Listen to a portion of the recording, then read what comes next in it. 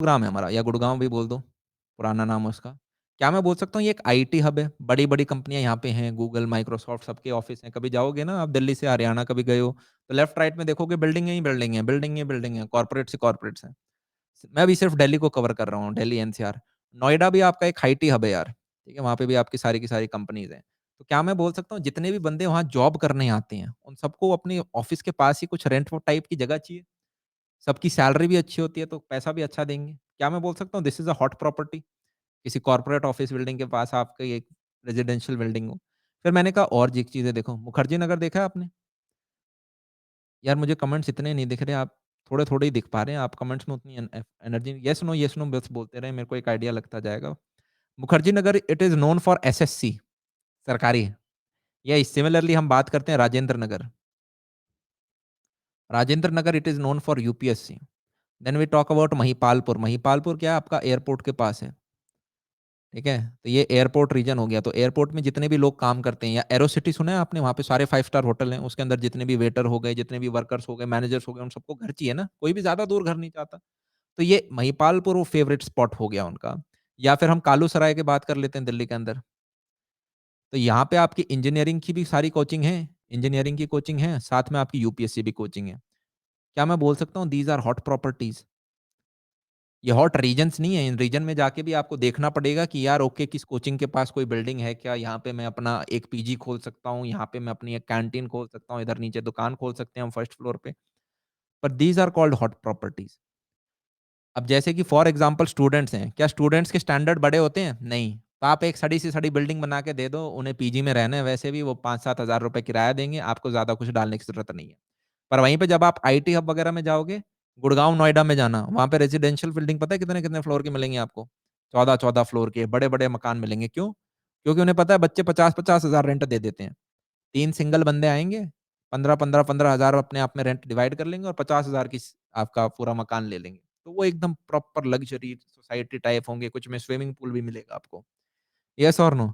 वहीं पे महिपालपुर एरिया है, महिपालपुर एरिया काफ़ी सस्ता है, क्यों? क्योंकि यहाँ पे मेजॉरिटी लोग जो जो रहते हैं, ऐसा नहीं कह रहा सारा सस्ता है, पर मेजॉरिटी एरिया, वो लोग हैं जो कि यार एयरपोर्ट पे काम कर रहे हैं या फिर अपने होटल्स के अंदर अपना काम कर रहे हैं मैनेजमेंट वगैरह। तो यहाँ पे आपको 2 से 3 फ्लोर टाइप की बिल्डिंग, 4 फ्लोर टाइप की बिल्डिंग, पुरानी-पुरानी टाइप की दिखेंगी, बस रेंट पे चढ़ा रखी हैं। But these are also hot properties जिसे आप चढ़ा सको। येस और मैं कहा मैं कुछ-कुछ आइडिया हो रहा है, मैं बस एग्ज़ाम्पल लेके एक बेसिक आइडिया देना चाह रहा हूँ। अब रियल एस्टेट में पैसा लोग कमाते कैसे हैं? कुछ 5-6 चीज़ें हम डिस्कस कर लेते हैं तरीके।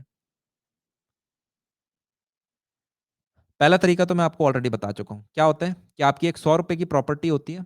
आप एक ऐसा डेस्परेट सेलर देखते हो जो कि उसे ₹90 में बेच सके। उस ₹90 में आप 3-4 लाख का मॉडिफ़िकेशन करते हो। मान लो ₹3-4 का आपने मॉडिफ़िकेशन कर दिया फॉर एग्ज़ाम्पल, और आप फिर देखते हो यार कि कोई ऐसा बंदा मिल जाए जो कि 105-110 में खरीद दे। तो क्या आपको यहाँ पे अपने मार्जिन्स मिल गए? मैंने कहा एक चीज़ तो ये हो गई। दूसरा होता है यार कि एक बंदा कहता है यार वो ढूँढता है काफ़ी दिन, और वो ₹100 की जो प्रॉपर्टी है वो ₹90 में खरीद लेता है और उसे अपना घर बना लेता है और कहता है मैं ज़िंदगी भर इसे रहूँगा।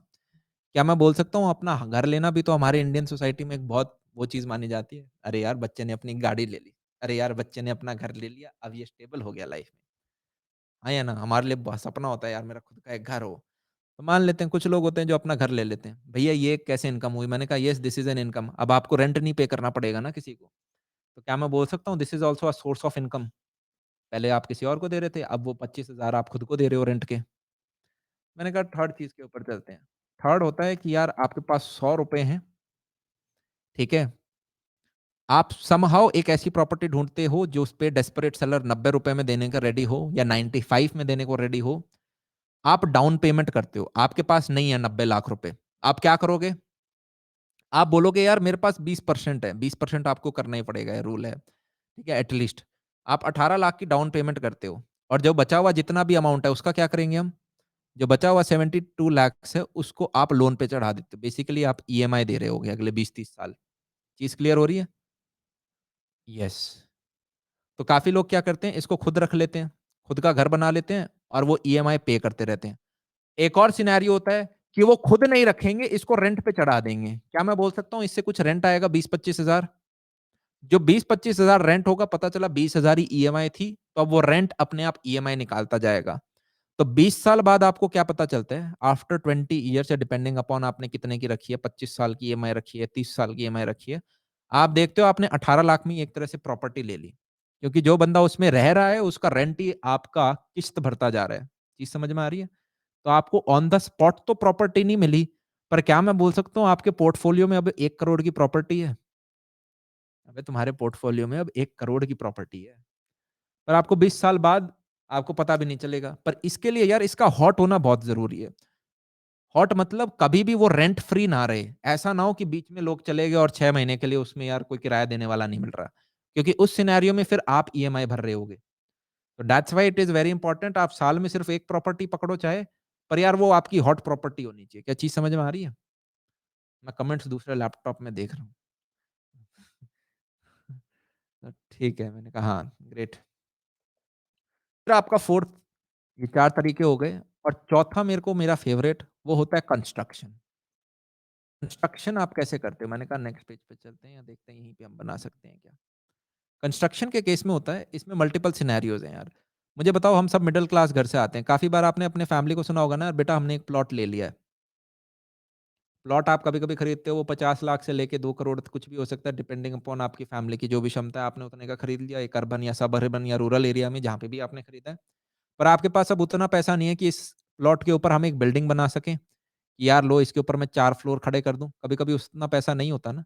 तो ऐसे में बिल्डर्स आ जाएँगे आपके पास। बिल्डर आके आपको क्या बोलेगा, जनाब हम आपका फ्री कंस्ट्रक्शन कर देंगे। आप बोलोगे अरे वाह! स्वाद आ गए, तुम तो बहुत अच्छे आदमी हो। बस जो 4 फ्लोर बनाएँगे उसके ऊपर का 3rd और 4th फ्लोर हमें दे देना।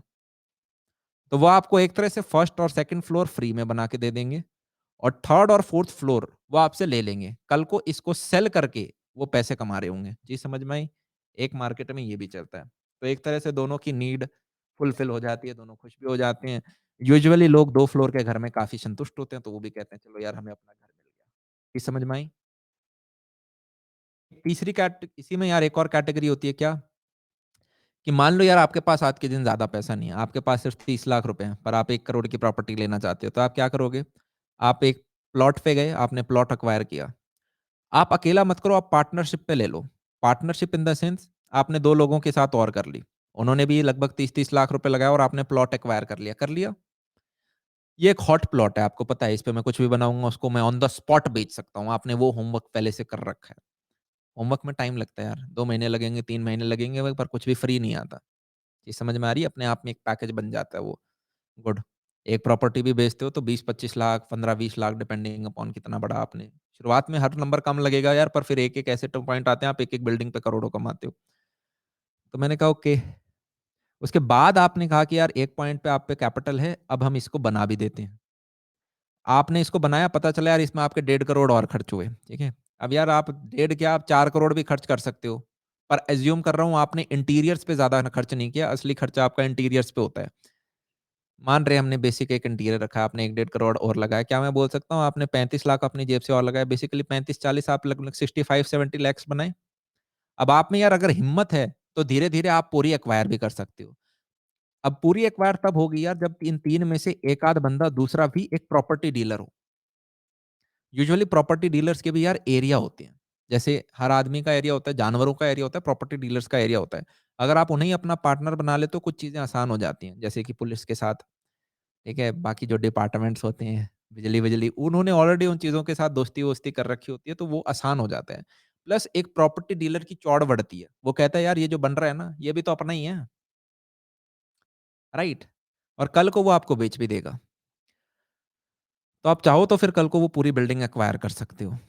अब इसमें क्या है यार, ये बिल्डिंग जब कंस्ट्रक्ट हो रही हो, तो आप खुद करो। भैया मैं क्या सीमेंट लेके बैठ जाऊँ? नहीं, खुद करो का मतलब आप कभी किसी और से बिल्डिंग बनवाते हो यार, तो उसमें क्या होता है आप सबसे पहले एक बिल्डर के पास जाते हो।